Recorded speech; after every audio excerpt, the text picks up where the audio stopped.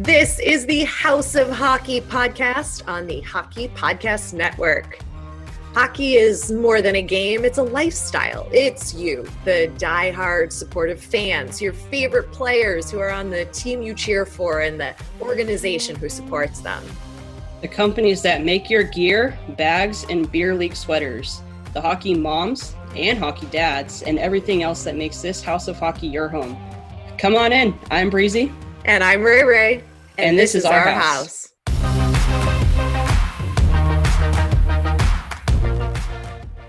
Welcome back to the House of Hockey podcast. I'm Breezy. And I'm your girl, Rae Rae. And it looks like we are closer to hockey coming back. We should be in phase 3 by the time this episode comes out. Are you excited? Oh, yeah. I'm super excited for hockey. I mean, it's exciting to see the full teams, getting on the ice and practicing. However, this is going to increase the likelihood of the virus, more people, more things up in the air. I wouldn't be surprised if we start hearing of an increase in players testing positive for COVID-19. What do you think? Right. I mean, that's just inevitable based on all the other pro sports that have started, between everything. Yeah. When the whole teams are coming together, they're all, depending on where they're at location-wise, and if they're in a city where, the numbers are high and if, they've been exposed. That's something I'm a little concerned about. But overall, I'm pretty excited. What about you? Yeah, I'm super excited. I do think that we are going to see a few more cases kind of pull up, but hopefully it's better than what it could potentially be. I did hear that if some star players decide that they don't want to play, that could potentially, I don't know, throw a loop in things, right? Oh, yeah, for sure. But I don't know, you wouldn't want to play without Kaner, right? No. No, are you kidding me? No way. I don't think he'd pull out, but you know what I mean. But if he gets sick and he can't play, that's right. Well, this is saying if they're not sick, they just don't want to play in precaution of not or getting sick, they could pull out. So no one's pulled out yet from what I've read, but that's a little scary. I think I said last week, my concern really is for the longevity of the players, because we just don't know the long-term effects that this could have on certain people with COVID-19. And at the expense of players getting really sick and potentially putting a real dent in their career as hockey players, is it worth it? Probably not, but we have to make decisions just based on the information. I'm Gary fucking Bettman or something. The NHL has to make decisions on, the play based on the information we have right now. And we don't have information on the long-term effects. And so, right. Every player, I respect every player's decision, whatever that is, if they decide not to. I wouldn't want to play without Kaner, but if big names start dropping off, we're not saying that Kane is. This is just a hypothetical. Everybody, don't report. This is not fact. This is just hypothetical. But if star players started dropping off, I think there would be a lot of criticism as far as whoever did win the Stanley Cup this season. If there was a winner and we even made it that far, people would be it doesn't really count because such and such person wasn't playing. Yeah. And so, this whole season is really just a shit show. Do you think that would be the case regardless? Whoever is, if somebody is able to win a cup this year, are people going to say, all right, well, they won a cup in 2020. That's not even, you can't even count that. I think there will be a little bit of that criticism, but I think it would be significantly worse if all the star players started dropping off. And then it would be like that, what was that? And that movie with Keanu Reeves in the NFL, the Replacements or something like that, where the league went on strike and they just brought in a bunch of these random people off the street to play football for a season or something like that. Like that's essentially what would happen. You know, I mean, people would be like, whatever, we'll take, fine. Okay, such and such team won, but it doesn't really count. I mean, we'll take the win. Everybody's going to take the win, but it's going to come with an asterisk. That's true. But like, given the state of the affairs of the world, does anybody really give a fuck? Like, do you care? I mean, at this point, it's just like, give us something fun and happy to watch and to cheer for and to like rally around community. What do you think? Yeah, I mean, I agree. I can only watch Outer Banks so many more times. It's the only entertaining thing I have to watch right now. That show on Netflix is so good. Wait till you have gotten to the last episode. Bro, I've finished that season 3 times already. You've watched it 3 times? Yes, it's like Dexter to me. I've watched Dexter, which has a ton of seasons. I've watched it at least 15 times. All right. Well, I really dug Outer Banks. Yeah. Mm-hmm. It's really good. Oh, wait. We didn't even tell everybody who's on our episode this week, and we have a fucking awesome guest. Tell everybody, Breezy. Yeah, so we are joined by, her name's Stormy, and she is the Rinkside reporter for the Vegas Golden Knights. She is Vegas born, and she was never really a hockey fan, and then, you know, Vegas kind of came, or I guess the Knights. Hold on, wait. I have a package being delivered. I need to yell at the UPS guy. Okay. That's the correct address. 115. Yeah, thank you, sweetie. Bye. Sorry. will you keep that in there? Hold on. There's no numbers. There's no numbers on our gate here in Maine. Yeah. And the guy looked lost. I could see. I'm sorry. Breezy. You're gonna keep that. Okay, I'll keep that in. Thank you, sweetie. Thank you, sweetie. Hey, they're risking their lives delivering packages to everybody, right? They are. Stormy Buonantony. Yeah. Yeah. I refuse to say her last name because I'm going to screw it up. But she was so much fun to talk to. I feel like we instantly just became friends. Yes. Like I said, she's Vegas born, was never really a hockey fan. The Knights came in and obviously turned that around for not only her, but a lot of other Vegas residents. And we talk all about what Vegas has done for the community, especially after the tragedy. And it's a really, really cool interview, and I'm stoked for it. What about you? I am too. It was so much fun. We definitely clicked like BFF style with her right away. And we're just like jiving. I'm going to make that word happen again. It was fun. Yeah.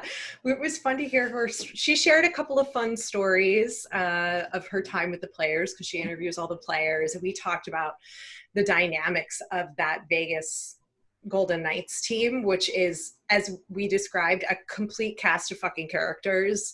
And they really are. And she shared some really good stories of the players and her interacting in a professional capacity. And yeah, it was really interesting to hear her journey of like getting into sports. She even shared some really great advice for any women, especially, but anybody looking to get into the field of sports reporting and sports hosting. And I loved her advice. And I think you and I live by her advice as well, but that's coming up. And it was awesome. It was so much fun. It was so much fun. I feel like I just want to bring her on every single episode and just talk. Yeah, and I can't wait until we're allowed to go to hockey games again, because you and I are getting in the car. We're driving to Vegas. We're going to go stay at Stormy's house, and we're going to go to a game with her, and we're going to go out with her after to like, she was saying that there's a restaurant. You were saying there's a restaurant where the players... the Wolfgang Puck, the players' locker, something like that. I really got to do some more research before we do this stuff. It's okay. Whatever. She explains it all in the episode. You just have to listen to it. So she'll tell you the names. But either way, that happened. So and stay I like tuned. How you're just gonna crash her out. We're gonna go stay at Stormy's house. Yeah. Oh yeah. Sure. She would totally let us stay there, right, Stormy? Well, Yeah. she said, like, please let us know when we're in town, and like we've definitely got to go to a game and go get dinner with her, and hear some off the record stories, because really that's what we want. Yeah. We want the tea. We want the juice. Yeah, off the record, and her Off friendship, the of record. course. But like, Yes. it's always fun to hear the tea. Yep. What other tea do we want to talk about with the season? The current 2019-2020 season, return to play. What are the dates? What are some of the dates that we're expecting this? So we're in phase 3, and according to the Google, I Googled, so hopefully this is correct. And by the way, if you want to read what I'm going to be reading, just Google, when does NHL playoffs begin? So July 31st is the beginning of the qualification round. And then August 9th would be the start of the Stanley Cup playoffs. And then October 2nd is the last possible day for the Stanley Cup final. And then the draft will start October 6th. What? Draft. That's a lot of stuff. The draft. I forgot about the draft. How could you forget about the draft? Oh, I mean, your team doesn't have a top draft pick. No, we don't. Not yet, at least. Boom. Boom, come at me, bro. Wait till you see what happens. We might get that first spot, depending on how the qualifying rounds go. That's true. You definitely aren't getting that first spot. So middle fingers up to the Kings and the Leafs and the Preds. The Leafs and the Preds could easily get something. The Leafs and the Preds could, but not your Kings. Yeah, that's fine. We got number 2. Fine. Whatever. Fine. Agree to disagree. Oh, I will agree to disagree. I'm about to put you on the spot. Uh-oh. Because your fun fact a wee long time ago, not a wee long time ago, what is wrong with you? A very long time ago, was that you've never mowed a lawn, and that changed. You mowed a lawn with a weed whacker. It still counts. So now I need a new fun fact from you. I did mow a lawn. It was very stressful with a weed whacker, because that's all we use here. It's a small lawn, but my arms were like Jell-O, and I didn't lose any of my toes, so that was good. Did you wear glasses? Yeah, my sunglasses. Yeah, that was all I had. No real protective eyewear, but it's fine. I did fine. It was fine. Yeah. Not high on my list of favorite activities to do. No. I would have thought it would be. It's fun. No, my arms. It would be different if it was one of those. I mean, I would imagine, because I've never mowed a lawn with a push mower or a ride along one, but I would imagine those would be way more fun. Yeah. A weed whacker. I've never mowed a lawn with a ride along, but that is a goal. Yeah. You've mowed a lawn with a pusher? Push mower? That was my chore. Oh my God. Yeah. My brother got to dust the house. I had to mow the grass. Tell me how that works. No, that doesn't seem quite fair, Breezy. You got screwed on that deal. All right, I do have another fun fact. Okay. I cannot do a cartwheel. Have we talked about that before? I don't know. I think we have. On the podcast or in our life together as friends? I have no idea. Can you do a cartwheel? Absolutely not. I never could. Well, I never took gymnastics. I probably couldn't, even if I took gymnastics, but no. Yeah, so that's my new fun fact. I'm sure I have more, but we'll go with that. And also, my other fun fact that I've talked about is that I've never flashed my bosoms for Mardi Gras beads when I lived in New Orleans and went to Mardi Gras. So that's another fun fact. That's a good fun fact. That's a good one. Would you ever flash? Absolutely not. Exactly. That's my favorite word. Absolutely. Absolutely not. Absolutely not. But yeah, that's my fun fact. This is the part of the podcast where we let you, yes, you, hockey fans, take the mic and tell your story of interacting with an NHL player, past or present. Hi, this is Peter, currently living in LA, and I'm a huge Chicago Blackhawks fan, and that's the team that my story is about. So I was actually really lucky to attend quite a few Blackhawks conventions, roughly 10 to 12 years ago. And I got to meet a lot of the big names on the Hawks, whether it be Jonathan Taves, Dustin Byfuglien, Brent Seabrook, Duncan Keith, Patrick Sharp. So I got to meet them and either take pictures with them or get autographs, and it was just really great experience with all of them. I have really nothing bad to say about them. It was really cool just kind of talking shop and just telling them good luck for the season. So it was a really fun experience. Just to be able to interact with the players in such an intimate setting. Thanks for sharing your story on the House of Hockey podcast. We'd love to hear your story if you have one of interacting with an NHL player, past or present. Just call our phone number, 323-438-2648. Tell us your name, tell us the NHL player's name and the team they play for, and then tell your story in 5 minutes or less. And you just might hear it on an upcoming episode of the podcast. That's it. So but yeah, let's go. Let's go to Stormy. Let's go. Stormy, let's go. We are bringing a little Las Vegas flair to the House of Hockey podcast. Welcome, Stormy Buonantony, the Rinkside reporter and host on AT&T Sportsnet, where she covers the Vegas Golden Knights and hosts the show Nightlife. Welcome. Thank you. Yeah, thank you so much for having me. And I've got to say, the pronunciation of my last name is not easy, so good on you. Oh, thanks. Wink, wink, nudge, nudge after I asked you 5 times, how do you say it? Because I've got just as crazy of a last name that people love to mess up. But hey, it's a gift, right? It's a unique last name. It's so much easier to say than it is to read, is kind of the way I always look at it. Oh, yeah. And you are just like the hockey team. You're Vegas born. So let's dive into that. What was it like growing up in Vegas with no professional sports teams? Yeah, it was definitely it's definitely a different animal now than it was when I grew up here because, I loved the UNLV Rebels. I would go to UNLV games and I would go to the minor league baseball games and stuff. But we never had something that was really our own, I feel like. And people would try different things here. Like hockey had been tried here at a different level here a couple of times and just never really latched on. People are really into the gambling scene, obviously, and sports betting is so big that no one really thought something like that would work here. But it's just been really, really incredible. And like you said, Vegas born.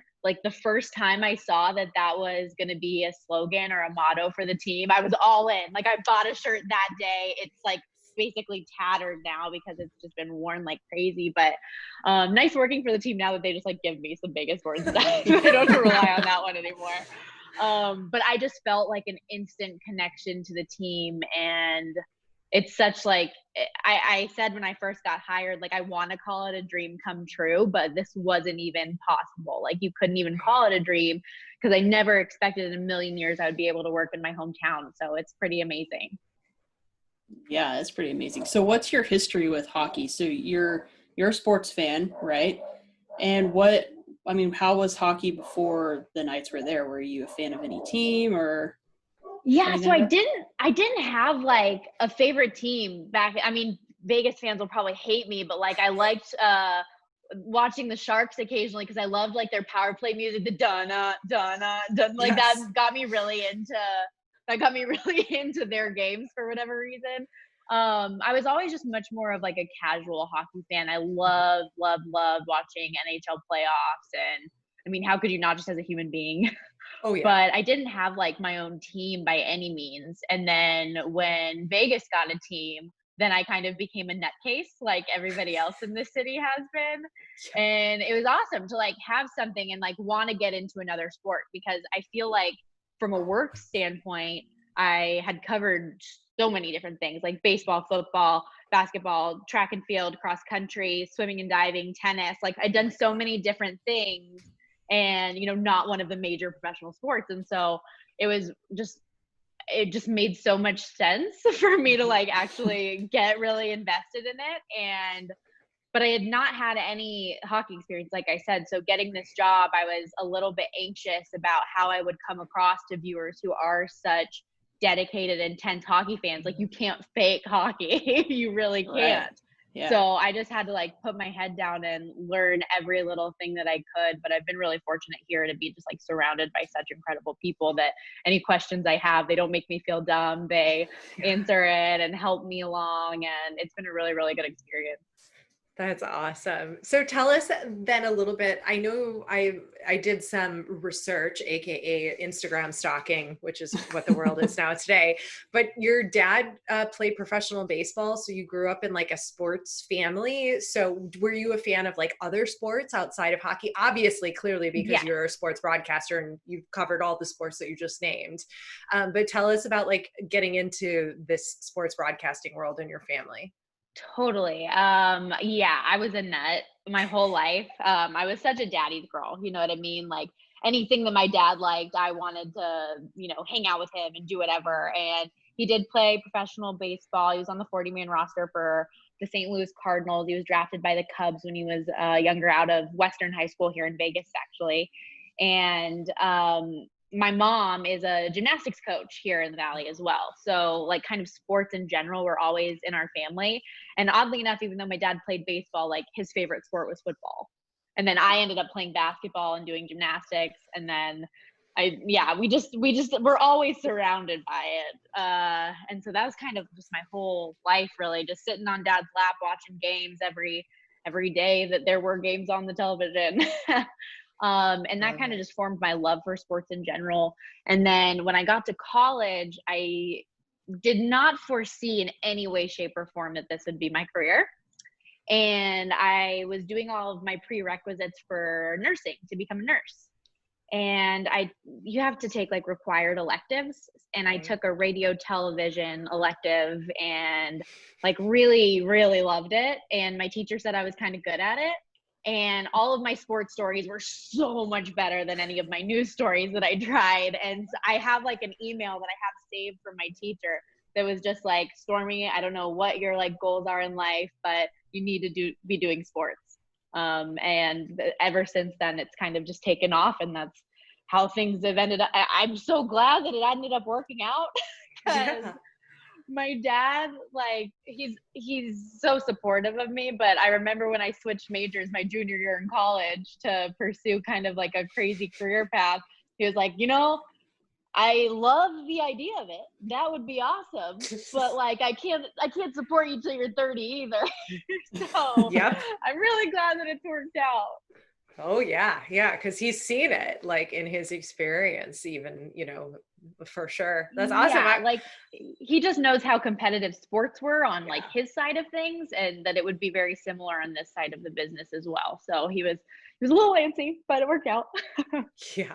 Well, tell us then, let's bring it back to, being home now in Vegas and covering the firstborn professional team there, and tell us about the whole process for you, both as a fan and then now in this season. You started with the team right in 2019, the 2019-2020 season with the Knights. Yeah. So tell us a little bit about like getting that call, and you mentioned the being a dream but not a dream because it wasn't a team, but take us through the experience of covering the Knights. First off, I was the worst negotiator because I was just like, yes, I'll do it. You're like, yes, sign me up. It's like my team, like my hometown, like, and it's an amazing franchise to begin with. They've done a phenomenal job. Like it was all really wild because I'd seen an application, like there aren't a whole lot of online applications in this industry, as I'm sure you know. And I saw one for AT&T Sportsnet that at the time was for like Golden Knights, Rockies, and like something else. And it was for AT&T Sportsnet Rocky Mountain. And I was like, I had lived in Colorado, so I was really familiar with the Rockies. I obviously am born and raised in Las Vegas, and like I would love the opportunity to cover my hometown team. Like it checked a lot of the boxes. And so I kind of like reached out to somebody that I had known through a previous job. And was just like, hey, do you know anything about this? Is there like any way you could get my resume just seen? Because that would be awesome. And then he did that, and then I didn't really hear anything back for months, and I was like, all right, well, you tried, why not? And then I got a call from that same person out of the blue. Like, I was living in Charlotte, North Carolina, and it was at like 9 p.m. Eastern time, and I was like, I don't know why you'd be calling me now. And he was just like, so are you still interested in this job? Because it's going to be exclusively Golden Knights. And in my head, I was like, even better. And he's like, it'd be the Rinkside reporter role. We have kind of a short list of candidates that we're going through right now. And I was just wondering if you were still interested. It's like 100%. Went through that interview process. And it was kind of like, I still just wasn't hearing anything. And I was like, all right, it's fine. Like, I'm not going to get this job. I'll move on. And so I kind of had my spring planned with college football, and what I was going to be doing with the Carolina Panthers on Sundays. I was going to host their post-game show. I was like, I'm fine. Like, everything's going to be good.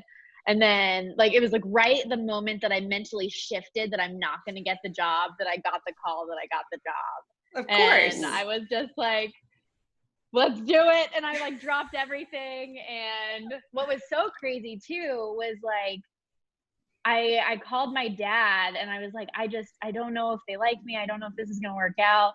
And my dad's so funny because he's just like, he can tell by the way that I explained how an interview went with me. He's always been able to tell if I was going to get the job or not based on it. And he was like, I didn't want to get you too excited, but I knew it was going to happen. I was like, come on. You're like, thanks, yeah, Dad. sure. No, Okay. yeah, right, buddy.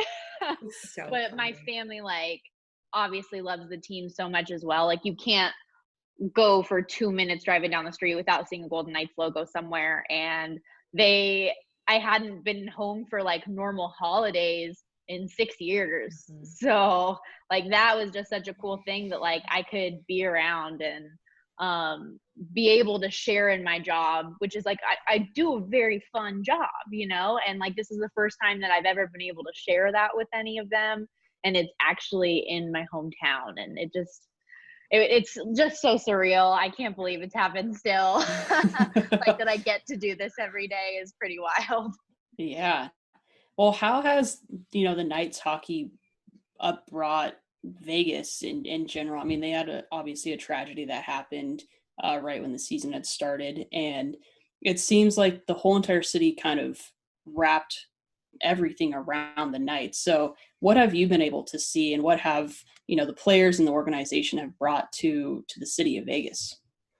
Connection. Completely. Like, they have just connected and linked every single person in a really unique and special way.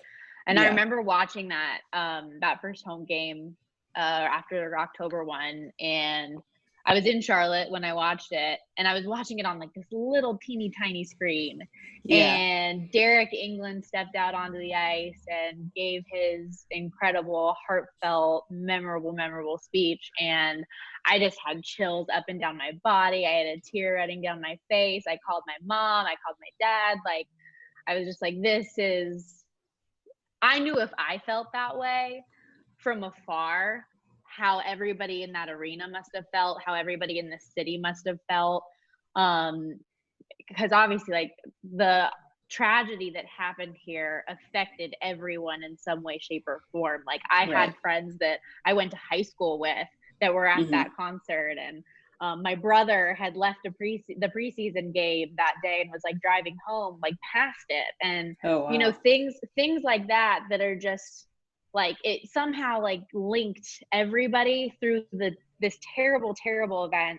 And then all of a sudden your hockey team comes in here and in some just magical, inspirational way found a way to make some sort of positive and give this city life again. And it was just such a beautiful moment, such a beautiful day. And like, we still have people that were like survivors of October 1 or that were first responders on that day that will come up to me, and I wasn't even here, that just are like, I can't like thank this organization enough for what it's done for this city. And they've continued to do that in so many different ways around the community.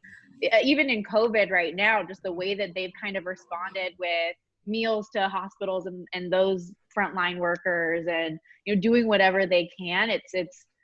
They've never taken a step back from that. Like, they started and set the bar so high with this incredible thing that they did, and they've never taken a step back. Yeah. And I think too, the Knights in general have a respect league-wide and even with fans too. I mean, I live in LA, I'm a Kings fan, and there's a huge rivalry between the Knights and the Kings. And there's a lot of talk that goes on like with Vegas fans, which we'll get to.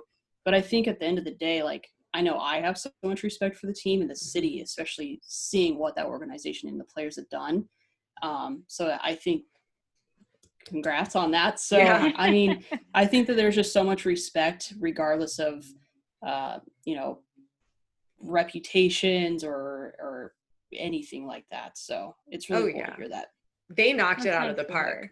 I was so excited I went to a game in the inaugural season because I live in LA, and I was like, I have to go. This is like epic in our time as a hockey fan to be able to like go and experience this.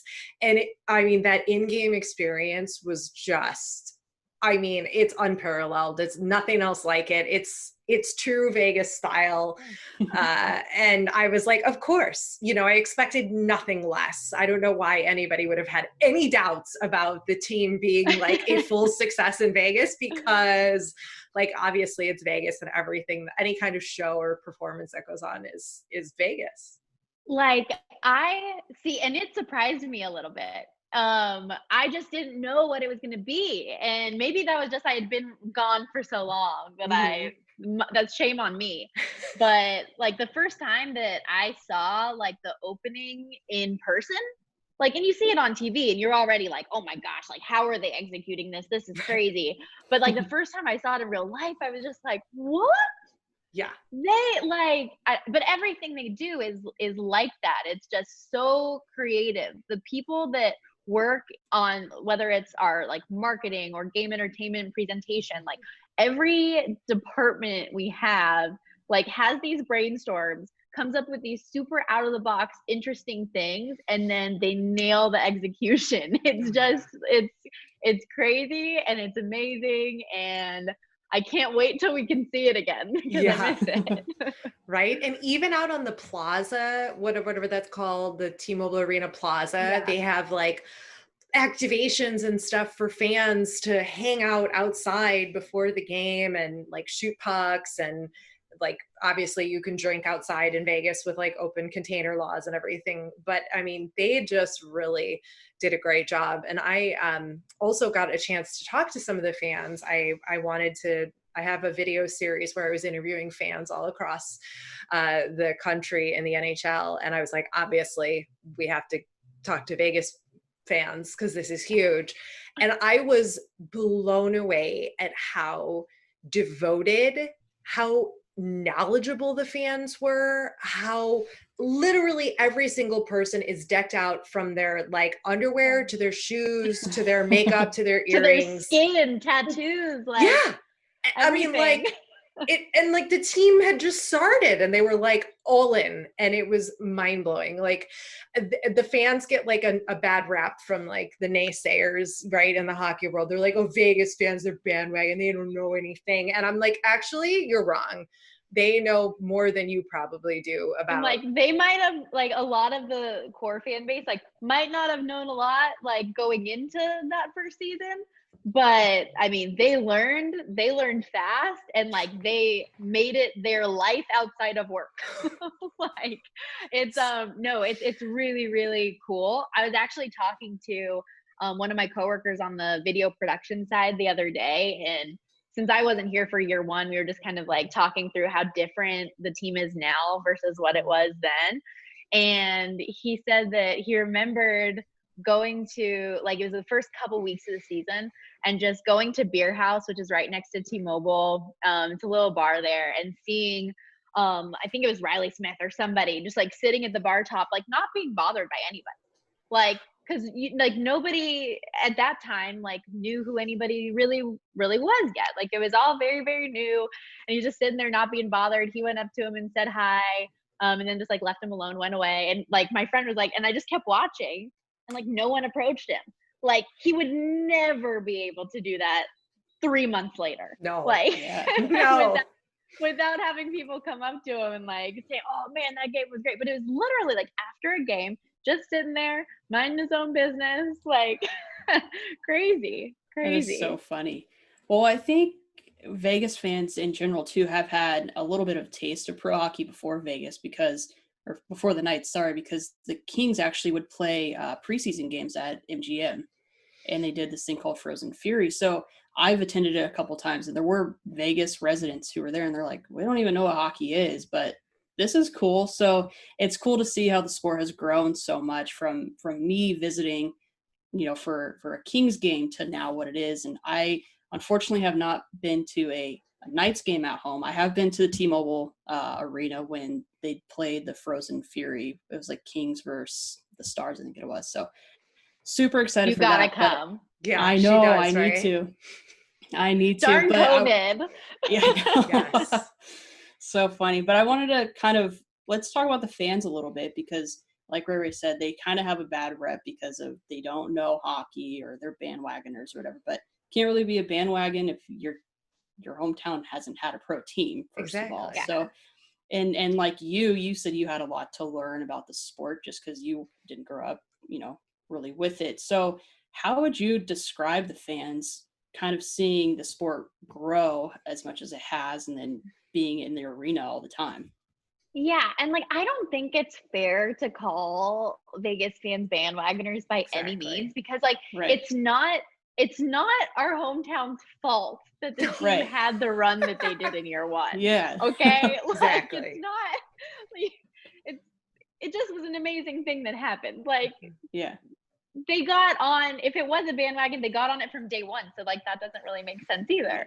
Well, plus the community came together, and there was so much chemistry that was there. And like you said, with the in-game experience it has on, like there's so much energy that the players have to be feeding off of that, obviously. So no, they totally do. And they talk about that all the time. Like they feed off of just the way that our fans are in general. Like even if at the very beginning maybe not everybody knew exactly what was going on the way that they should have, like the way that you might if you're at like a Blackhawks game or a Maple Leafs game, but they were just so enthusiastic, regardless of the details that they might not have known at the time. Like they were passionate and they wanted this team to be a success, and it has been. But just, I can't say enough positive things about our fan base. Truly, they are passionate. They are devoted. They know everything you can know about this team. They follow every single player. They know what's going on sometimes before I do, and they ask me about it. And I'm like, how did you know that? And so many of our fans even have become like personalities in themselves, like to our community. There's this guy like named Grumpy Cat is what he goes by, but he's become an activation in our in-arena presentation, because like at a game one day he was like really funny and did this thing, and he's a season ticket holder, he's at every game, and it became a thing. Like he does this like shoulder move, he like just looks at the camera all crazy and like does this shoulder thing, and then everybody in the crowd starts doing it. Like they put the camera on him and then everybody starts doing it. It's wild. It's so cool. And there's like the VGK Wolverine who like dresses like a Wolverine, and like you guys have the most Stormys guy. Like they're just people that have become like famous to this community that are just like really funny, cool, crazy fans, and like they're more recognizable than me. It's awesome. Gosh, it's so exciting to see that happen. And I mean, you guys have set the bar so freaking high for Seattle. My expectation for the Seattle team, and I'm like, bring it. I mean, I know who is it from Hollywood that's a part owner? the big producer in Hollywood, one of the big producers in Hollywood is one of the part owners of the team, I think, whose name is escaping me at the moment. But I'm like, okay, Hollywood, let's see you one up Vegas. Good luck. Good luck. Let's see. Well, You know? But that's so unfair. It's so unfair. And like, again, Vegas hadn't had a major professional sports team like that. We'd had pro sports, but not like this. And Seattle's obviously had their fill. And it's just like their next step. It's just another. I want them to be the Kraken so bad. So do I. Yep. I know there's all these like rumors and like jokes and stuff, but like, oh man, if they're the Kraken, that would be so cool. That's the best freaking name ever. Come on. It really is. It really is. Sick. I know. But no, I think that what Vegas did in that first year for so many different reasons, and the way that the team came together and had the success on the ice and the success in the city and all these different things was just kind of a perfect storm. And it's not something that can be replicated. It was historic and a once in a lifetime season for a reason. And I don't think that Seattle should feel bad about that in any way, shape, or form. No. Let's talk, since you brought up the team, let's talk about the team, the current status. I mean, let's talk about, hypothetically, if we do have playoffs like we're hoping that there will be, how do you think the team's going to do? They've had some time to rest with some of the injured players that were, a little hurt at the end of the season. Give us your expert opinion. Yeah, it's as far as like health goes for this team, that pause ended up like could have been one of the most fortunate things that had happened. Like they were on a very, very good run when things had come to a stoppage, but like they were doing it without Mark Stone, which is scary to think about starting the playoffs potentially without your best player on the ice.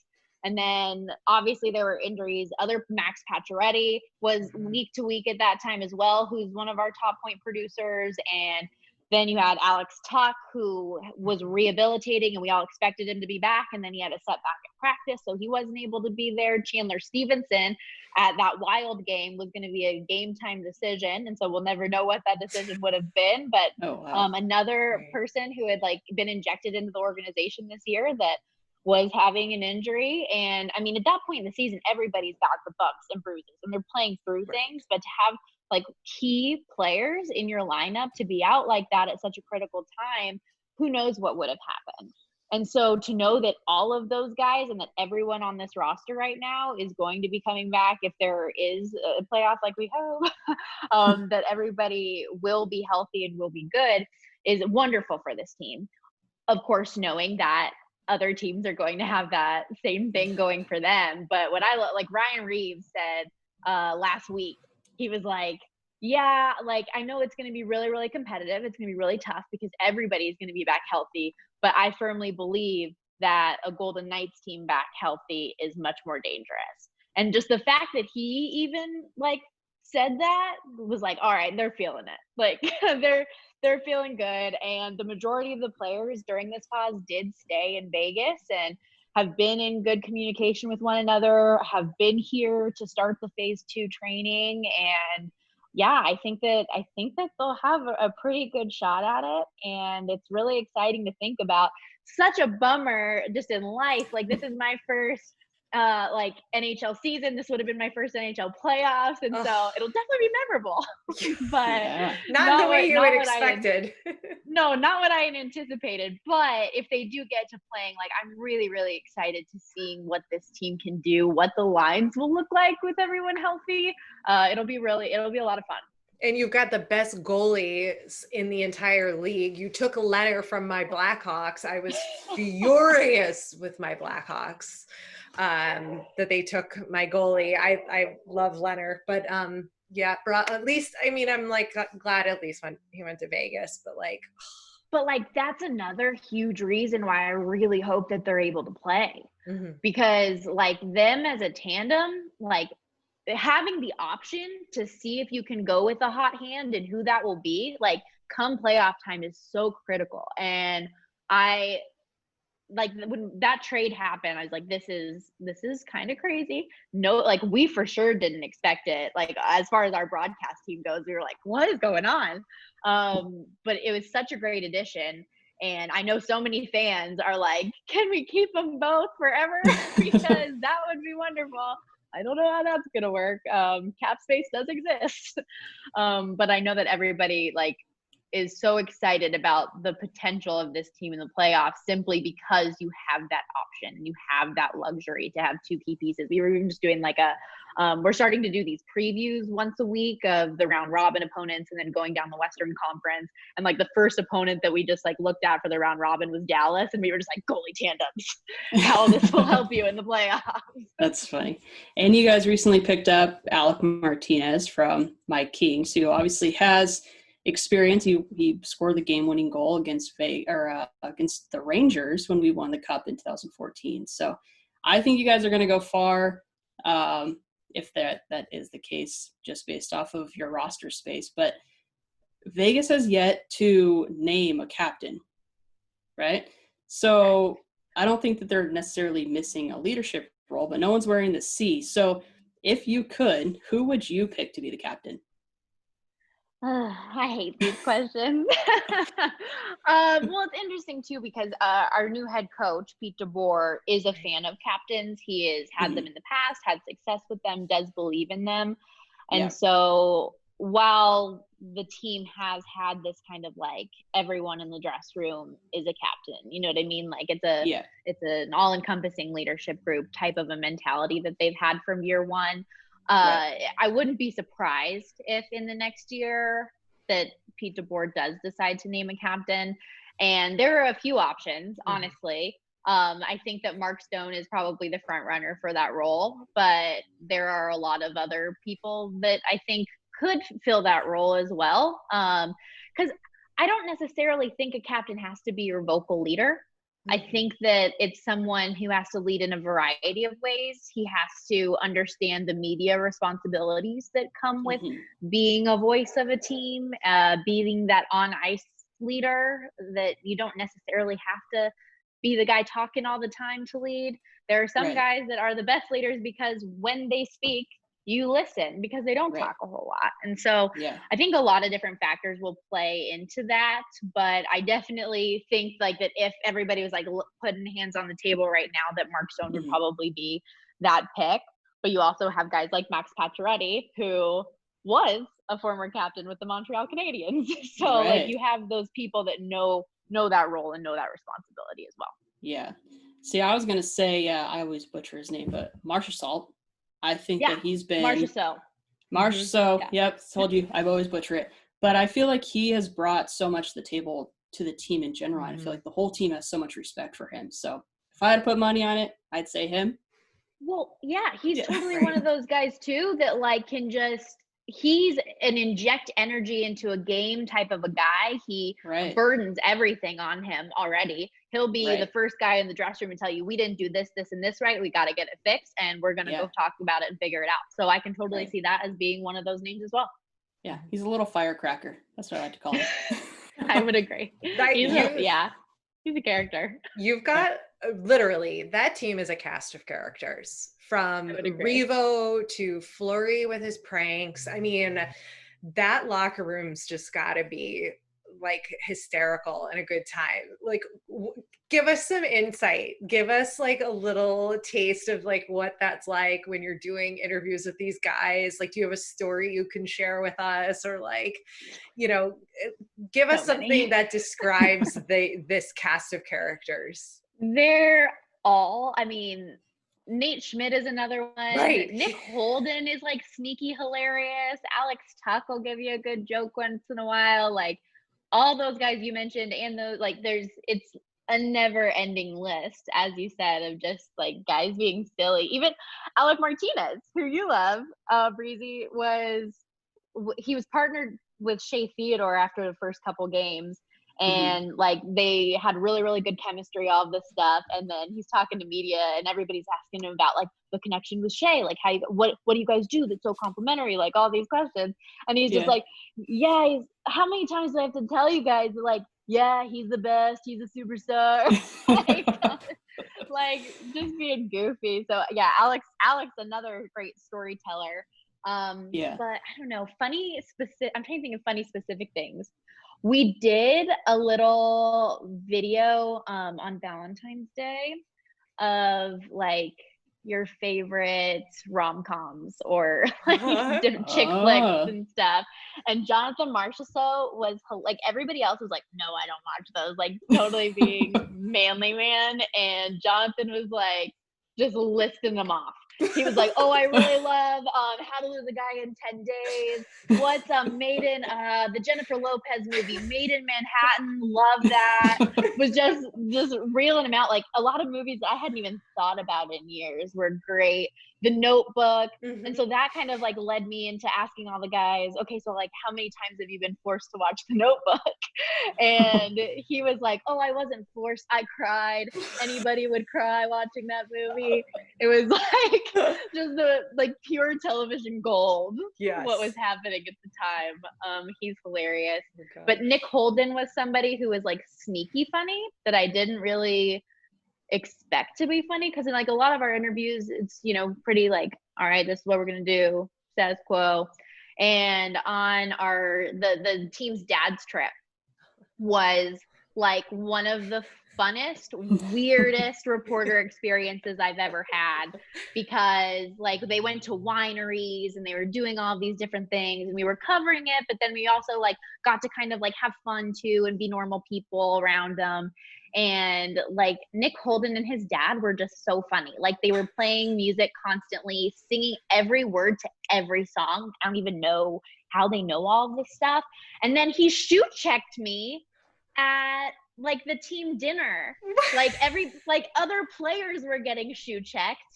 And it's like a fun thing, you know, like they have to do a speech, you clank the little glass and you give, do you guys know what this is? No, Sorry, I was going to say, what does shoe checked mean? I'm thinking like you have to show your shoes or something.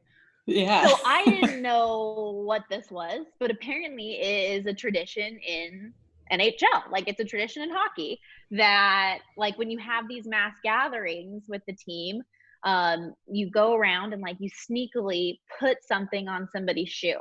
Like gross. I got horseradish on my boot. It was not ideal. But you just put like something on it, like whether it's, I don't know, sauce or whatever, just something gross on somebody's shoe so that their shoes are ruined. And then that person has to get up in front of the room of everybody and give a little speech. Oh God. And so they were doing it to different players and everything like that. And I was like, I'm new here. Like, of course this isn't going to happen to me. Ha ha ha, laugh at everybody else. Yeah. And then I'm sitting at a table with Hall of Famer Peter Stastny, Paul Stastny's dad. And all of a sudden I just like look over and see Nick Holden doing like somersaults to get back to his table. And I was like, that's so weird. Like, I wonder who he shoe checked over here. And then I looked down at my feet and it was terrible. And then I didn't realize, but I still like just didn't think it was him. I thought he was being like nonchalant. Usually the person that messes with me, as you referenced, is Marc-Andre Fleury. And so I went up to Mark and I was like, did you do that? Did you force me into this situation? Because my speech was basically like, I'm not good at this, bye. It was not good. And then he's like, it was not me, but even if it was me, I would not say it was me.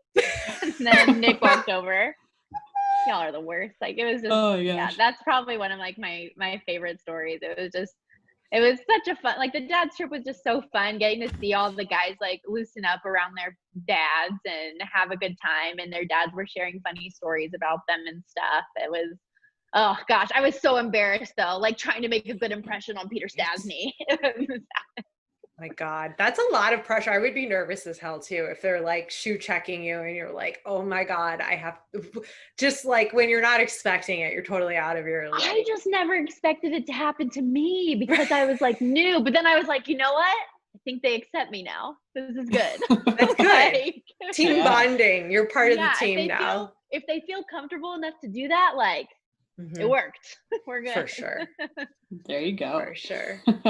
That's my life's a joke. I'm sorry. No, it should be fun. My God, yeah. Like what a blessing to have a job where you're getting pranked essentially by hockey players and like you're just having the best time and that they're so easy to talk to, and they understand, and they mess with you when they can, and like it makes everything fun for everybody. You know, they know their roles, you know your role, and you know you get to have Yeah, and like that's the thing, like totally in our day-to-day job, we are so like we have fun and we goof around, but like we're very separate at the end of the day. And like I think that's super important in this industry, is to, you know, have those personal and professional boundaries and be serious in your work, enjoy your work, have fun with your work, but like know that there is that separation.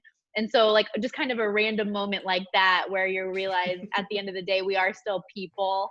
And while we are segmented, we're still human beings, and we can joke around and it's okay. And it was in like a good team setting where like everyone was there, coaches were there, players were there, and it was a work fun event, and it was cool. It was unique for sure. Because where was the trip? Where they were in what, San Jose in wine country, or where were they? So they went down to the team owner Bill Foley has properties in Sonoma, so they kind of did like a cool little trip down there one day. They ended up going to the 49ers game as well when they were down there. So it was like the dads lived it up. They had they had a good trip. It was really cool. Again, Vegas putting the bar at the freaking top with like dad's trips. I'm sure the rookie parties are insane. Like, I mean, I can't even imagine. They know how to do things, that's for sure. Yeah, they do. That's for sure. Tell us about the show Nightlife that you host. Because is that on only in Vegas? It's on AT&T Sportsnet, so it's on like it's throughout our region. Okay. So it's not just here in Vegas, but I love the show. It's so much fun because it really is that kind of like behind the scenes things that like the players like to do, or like getting the players to do different activities. It's a much more like personal approach. Yeah, we throw in some highlights. Yeah, we talk about like the big important like pressing stories, but most of it is pretty fun loving. It's a magazine show. So it's really, really cool because we get to kind of test boundaries and stuff a little bit more with it, with our ideas. It's been one of my favorite parts of the job. It's really cool. Yeah. So what would be the perfect day, in your opinion, for an opposing team? You're going to go see your favorite team play in Vegas, but I mean, where do you stay? Where's the best place to stay? Where's the best place to go get a meal, pregame? Walk us through that. Being a obviously Vegas native, I'm sure you got some cool tips. I love a lot of places on the road because I like typically when I was doing college football and stuff like that, I was going to a lot of the same places. When you cover like the SEC and ACC, you're going to a lot of the same places.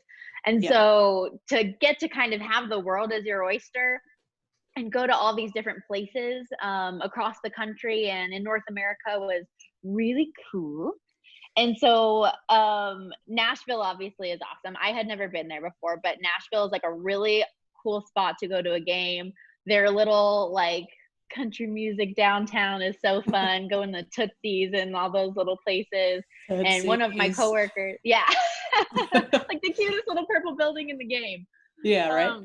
And one of my coworkers, Shane Knighty, former Boston Bruins player, he like knows a singer out there. And so we went to this one bar, and like our other coworker, Dave Gosher, plays the guitar and loves to sing. And so he got on stage with this like professional country singer at this bar and was like, it was so cool. So Nashville is one of my favorites just because like it's just a cool town, cool life to be in. And like my coworkers are so funny and just have like no fear, no shame, go do it. They're really fun. Montreal is another place I loved, and a big reason for that is because of the hotel. Which is weird because it was freezing when we went there. Like it was really, really cold. But it's like really cool because it actually does feel like you're in another country. Like a lot of places in Canada still feel like it's just like extended America in a lot of ways. And this place you feel like you've got the environment, everybody's speaking French, it's really cool. But they have like cobblestone, right? Yeah, like it's tops. Montreal is very cool. Highly recommend go visit there.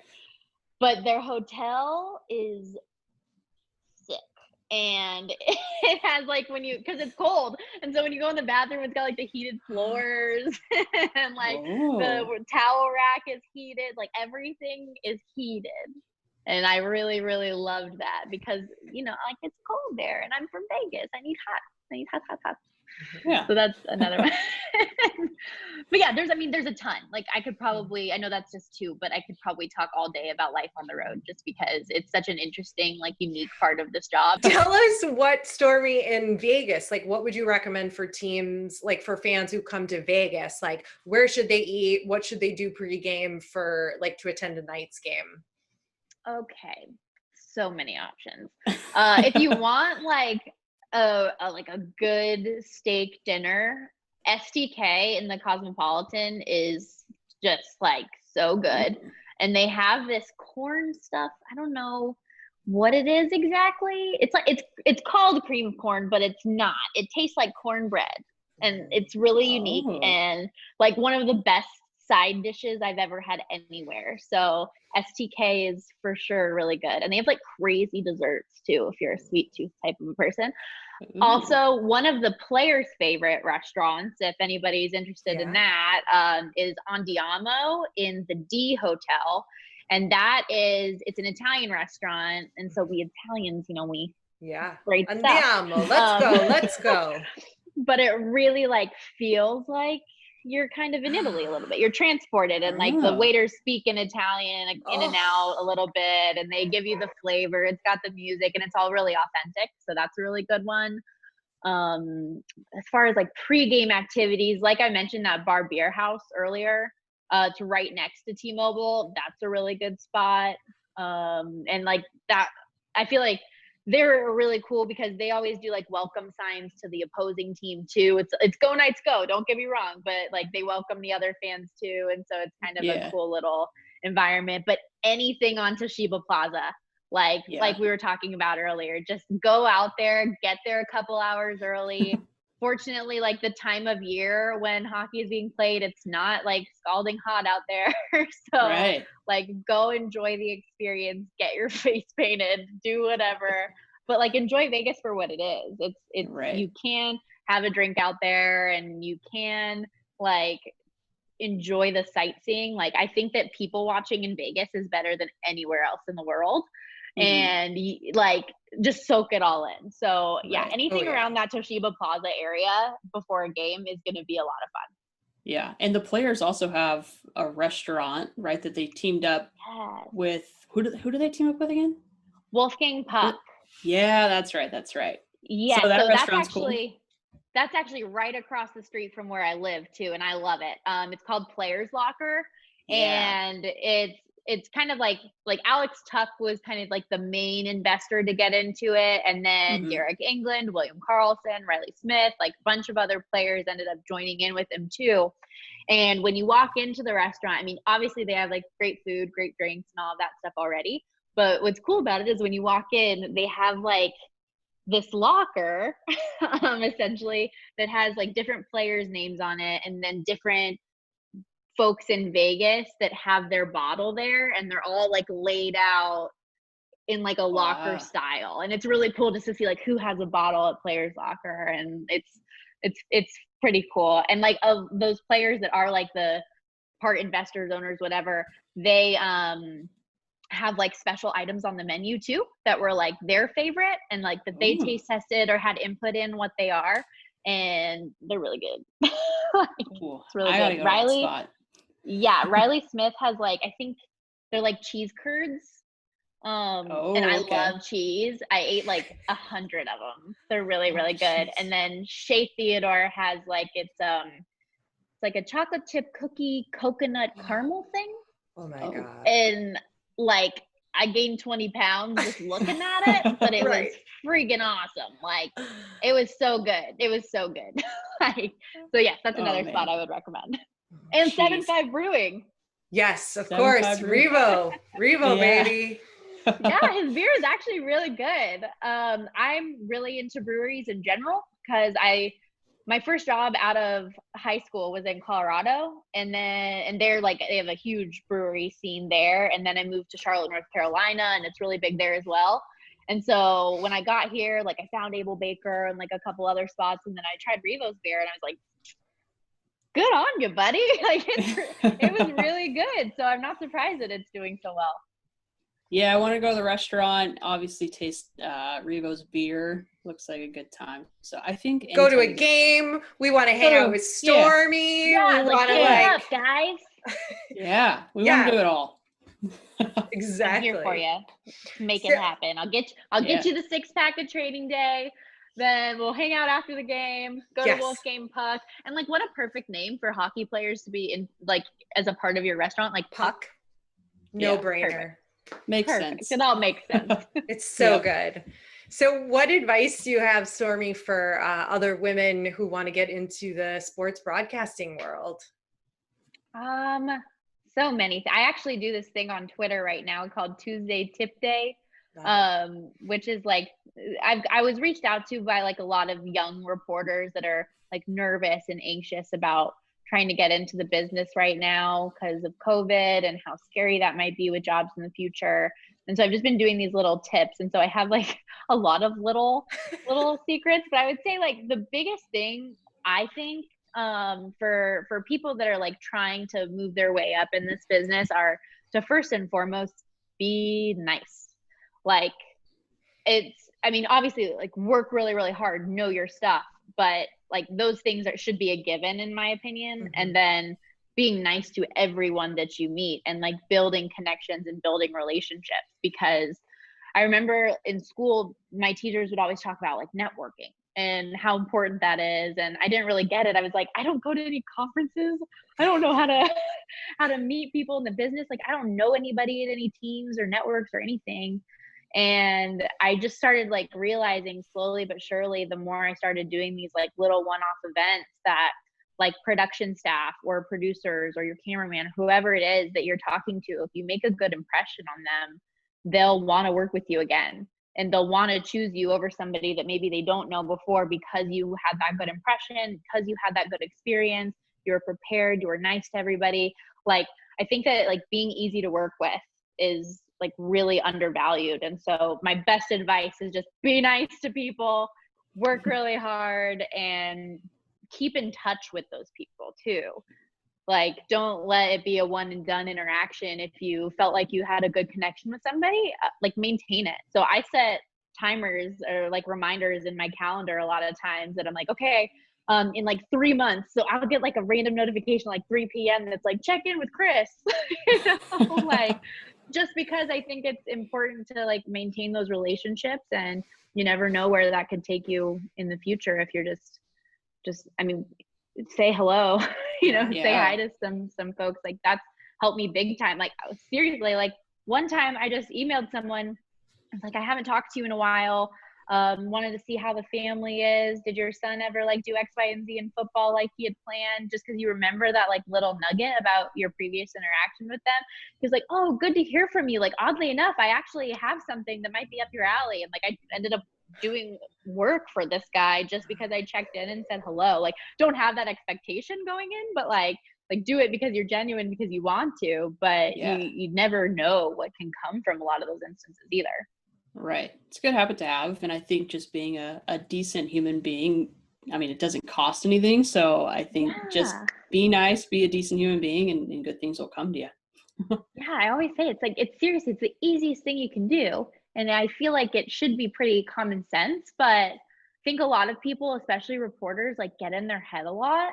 And maybe they're not like trying to be mean or anything like that, but it happens when you're like, okay, I have to be prepared. I have to do X, Y, and Z. I can't talk right now.